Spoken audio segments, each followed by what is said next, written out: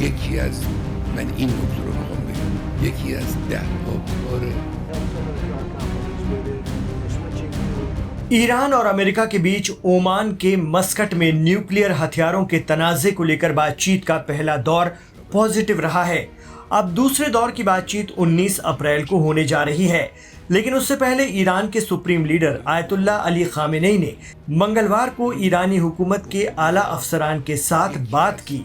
इतना ही नहीं, उन्होंने सोशल मीडिया प्लेटफॉर्म एक्स पर भी एक के बाद एक कई ट्वीट किए, जिसमें अमेरिका के साथ बातचीत को लेकर ईरान के रहबरे मुअज्जम ने कई इशारे दिए हैं। साथ ही इसराइल को भी आड़े हाथों लिया है।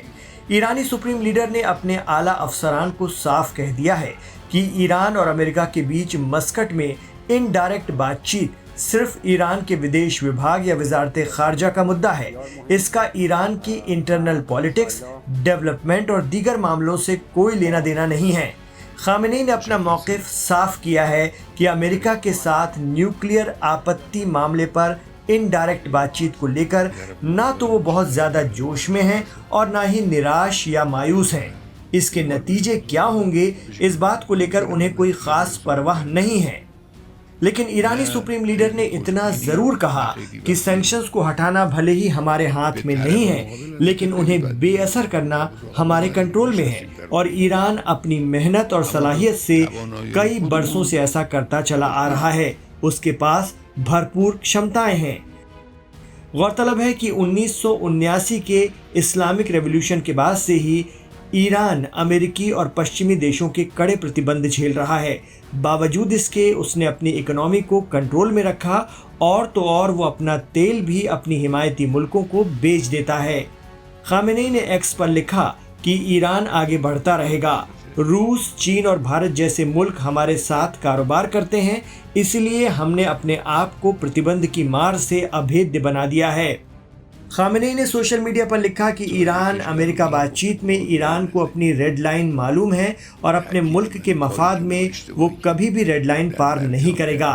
एक्सपर्ट मानते हैं कि रेड लाइन का जिक्र कर खामेनेई ने इशारों में ही सही ये बता दिया कि ईरान अमेरिका के आगे झुकेगा नहीं और अपने मुल्क की दिफा और वकार पर कोई समझौता नहीं करेगा। लेकिन उन्होंने अफसरान से साफ कहा है कि बातचीत जारी रखें। अभी तक की बातचीत से वो मुतमईन हैं, संतुष्ट हैं। आपको बता दें कि ईरान के विदेश मंत्री और सुप्रीम लीडर खामेनेई के करीबी अब्बास अरागची और प्रेसिडेंट ट्रंप के मिडिल ईस्ट में ख़ास नुमाइंदे स्टीव विटकॉफ के बीच ओमान की मध्यस्थता में बात हो रही है। इसमें फ़िलहाल ईरान के न्यूक्लियर प्रोजेक्ट पर अमेरिकी और पश्चिमी देशों की आपत्ति को लेकर दोनों पक्ष चर्चा कर रहे हैं। अमेरिका ने भी पहले दौर की बातचीत को पॉजिटिव बताया है।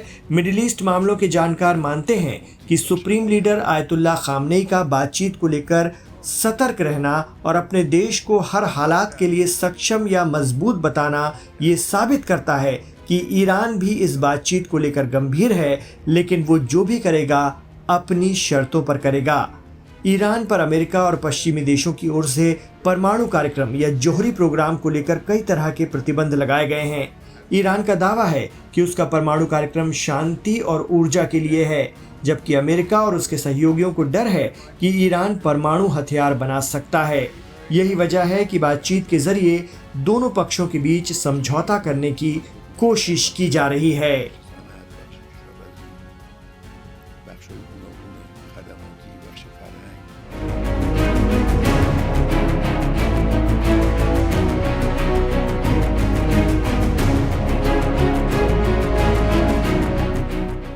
ईरान और अमेरिका के बीच इस वक्त परमाणु मुद्दे पर डील चल रही है, लेकिन यूएसए के लिए चिंता का सबब बस एक ऐसी खबर बनी है जिसे सुनने के बाद खुद अमेरिकी राष्ट्रपति के माथे पर चिंता की लकीरें हैं। और वो खबर है ईरान का परमाणु हथियार बनाने के बेहद करीब होना। यूएसए प्रेसिडेंट बेहद चिंतित हैं। उनकी चिंता की लकीरों को साफ तौर पर देखा जा सकता है। प्रेसिडेंट डोनाल्ड ट्रंप ये खुद स्वीकारते हैं कि बातचीत में देरी हो रही है। वे चाहते हैं कि जितनी जल्दी हो सके ईरान के साथ इस मुद्दे पर बातचीत हो जाए। पहले दौर की बातचीत बीते शनिवार को हुई थी। अगले दौर की बात के लिए अब आगामी शनिवार को तय है। लेकिन उससे पहले ट्रंप का एक इंटरव्यू चर्चा का विषय बन चुका है, जिसमें ट्रंप खुद ये अंदेशा जता रहे हैं कि ईरान बेहद करीब है परमाणु हथियार बनाने के। हालांकि ट्रंप यहां भी दादागिरी दिखाने की मूड में होते हैं, लेकिन माथे पर चिंता की लकीरें साफ झलकती हैं। क्या ट्रंप को कोई ऐसी खबर मिल गई है जिससे अमेरिका ये जान गया कि ईरान ने परमाणु हथियार बना लिया, या फिर महज 60% संवर्धित यूरेनियम के कारण ही ईरान से अमेरिका को तकलीफ होने लगी? पत्रकारों से बातचीत के दौरान डोनाल्ड ट्रंप बेहद चिंतित दिखाई दे रहे थे। वहीं ट्रंप से जब इस मसले पर सवाल पूछा गया तो वे बेहद असहज नजर आए। फिर ट्रंप ने आशंकित होकर जवाब देते हुए कहा कि अमेरिका के मूर्ख लोगों की वजह से ईरान इतना कामयाब अब तक हुआ। अगर वे रहे होते तो ईरान इतना आगे नहीं बढ़ पाता। ट्रंप अपने बयान में कह रहे हैं, ईरान हमसे समझौता करना चाहता है, लेकिन उन्हें समझ नहीं आ रहा कि कैसे करना है। सच में उन्हें बिल्कुल नहीं पता। शनिवार को हमारी उनसे एक मीटिंग हुई थी और अगली मीटिंग अगले शनिवार के लिए तय है। मैंने कहा कि ये बहुत लंबा समय है, बहुत ही लंबा। मुझे लगता है कि वो हमें बस घुमा रहे हैं, लेकिन ईरान को न्यूक्लियर हथियार की सोच से पूरी तरह बाहर आना होगा। वो न्यूक्लियर हथियार नहीं रख सकते, कोई नहीं रख सकता। हम नहीं चाहते कि किसी के पास न्यूक्लियर वेपन हो। और मुझे लगता है कि वो हमें इसलिए घुमा रहे हैं क्योंकि हमारे देश में इतने सालों तक मूर्ख लोगों से डील करने की आदत बन गई है। जब मैं राष्ट्रपति था तब ईरान परफेक्ट था, कोई हमला नहीं हुआ। अगर मैं राष्ट्रपति होता तो 7 अक्टूबर को इसराइल पर हमास का हमला कभी नहीं होता, क्योंकि उस समय ईरान पूरी तरह से कंगाल था, एकदम दिवालिया। और मैं नहीं चाहता कि वो गरीब रहे।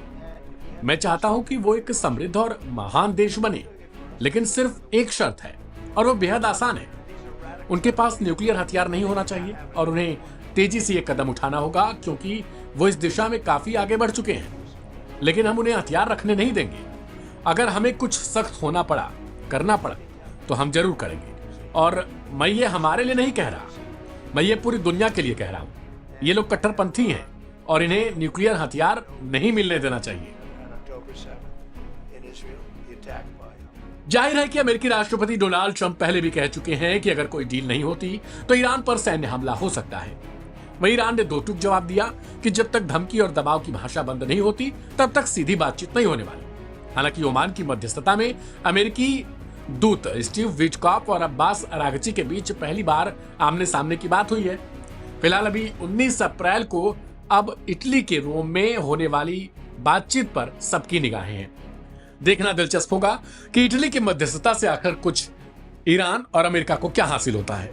फिलहाल ट्रंप के इस रवैये को लेकर आपकी क्या प्रतिक्रिया है उसे कमेंट बॉक्स में लिखें। ढेर सारी खबरों के लिए सब्सक्राइब करें लाइव हिंदुस्तान।